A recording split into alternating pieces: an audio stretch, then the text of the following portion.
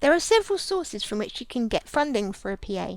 Your social worker will need to assess your care needs and work out an appropriate care package. If you are allocated at least £320 worth of support a week, or £16,640 a year from social services, you may qualify for additional money from the independent living funds. Managed or self-managed.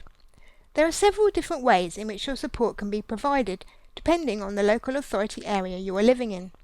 I've experienced both ways.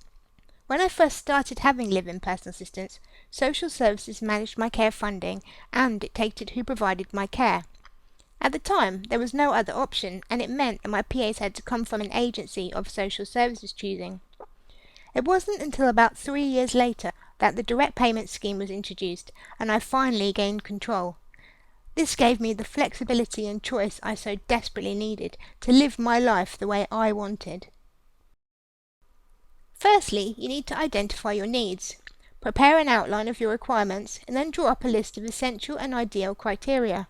This can then be the basis for a detailed job description, which could include the following: a list of all the tasks you may need help with, any particular skills, qualifications or attributes your PA must have, for example, nursing qualification, a full driving license or a special interest. Then you need to estimate the number of hours, days or weeks you will need your PA to work. The amount of support you need will determine whether you need a live-in or a live-out PA.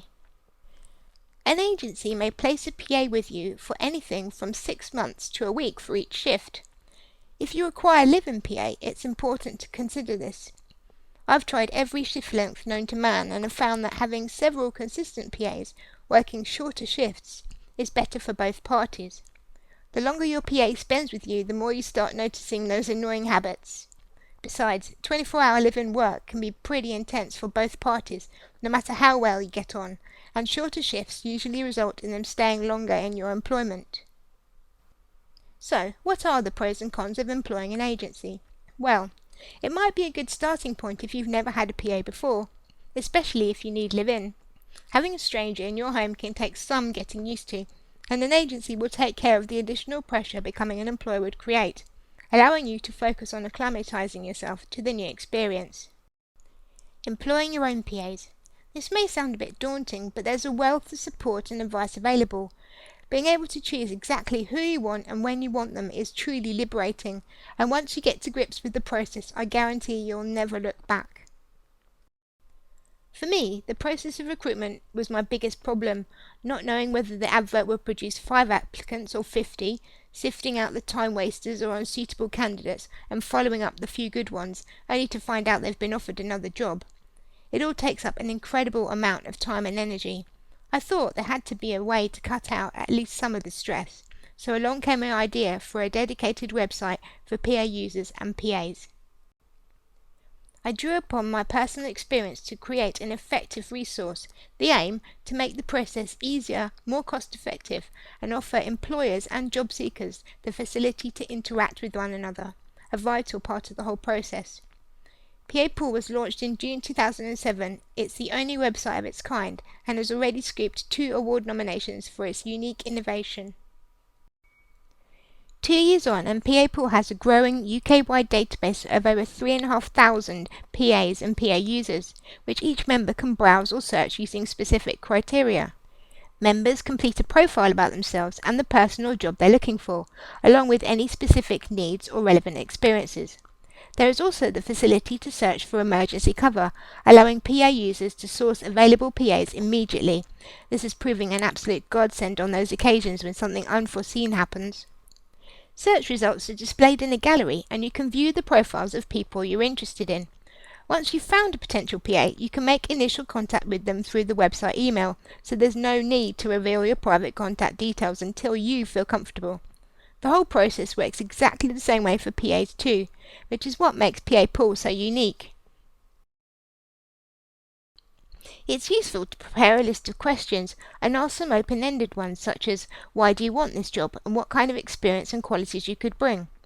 Contact the candidate's referees and ask very specific questions, for example to a professional referee, what the position entailed and why they left the job, or to a personal referee, how long they have known the applicant and what their strengths and weaknesses are. Ask the candidate to bring relevant documents. It's really important to check the validity of things like driving licenses and CRB checks. Cover exactly what the job involves. They've probably forgotten what your advert said anyway, particularly if they've applied for several jobs. Make it clear what qualities you expect from your PA. You're the boss, and it's important for your PA to know that they must meet the standards that you set. Don't be afraid to ask additional questions. Sometimes, during the course of the interview, you may discover something, such as they don't eat certain foods, or they have to go to church on a Sunday. You need to check that this will fit around what you need, not the other way around. Finally, offer training. This is totally the best way to ascertain if someone is really suitable. Some people come across brilliantly at interview, but don't get on so well when it actually comes to doing the job. Managing your PA. This does become easy with experience, and all you can do is learn from your mistakes and unexpected situations that might arise. And believe me, even with years of experience, there are still times when something happens that you're not prepared for.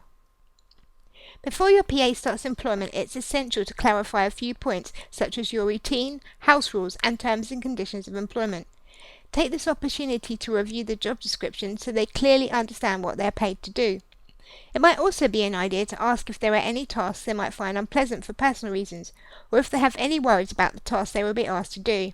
This should avoid any confusion later on. Go over any house rules you may have. This will avoid any misunderstanding.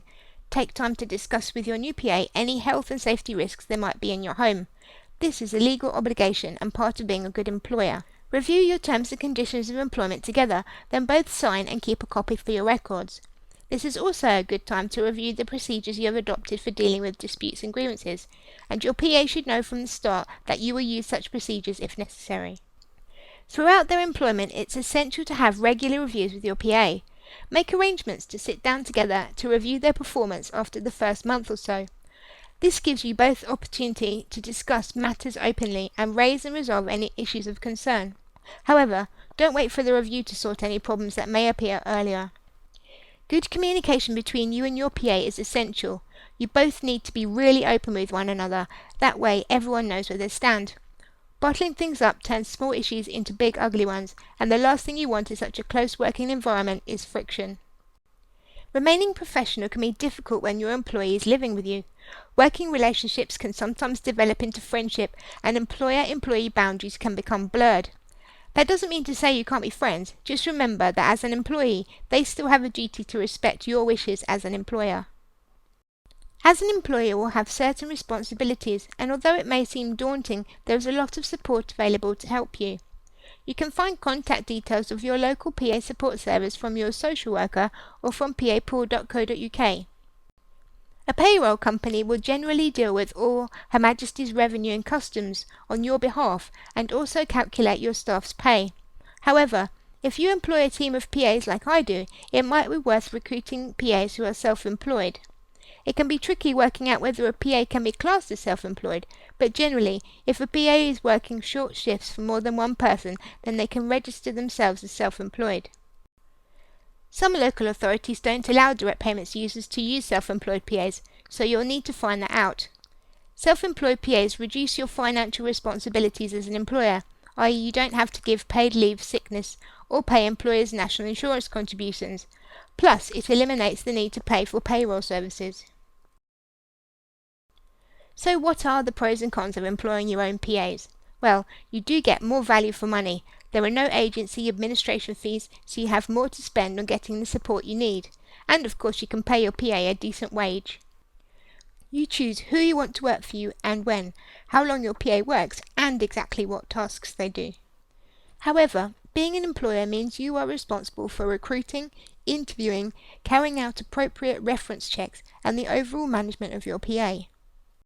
There is no automatic backup if your PA can't work, so you will need to plan and develop a backup system to cover in the event of emergencies. Plus, you have to do the paperwork for employee payroll and taxes, and your own share of employer taxes. For the past 5 years, I've been lucky enough to have had a good long stretch of security and stability with my PAs. The most important thing is recruiting the right people and building a secure team. PA Pool has certainly been a help in this, and touch wood, may it continue.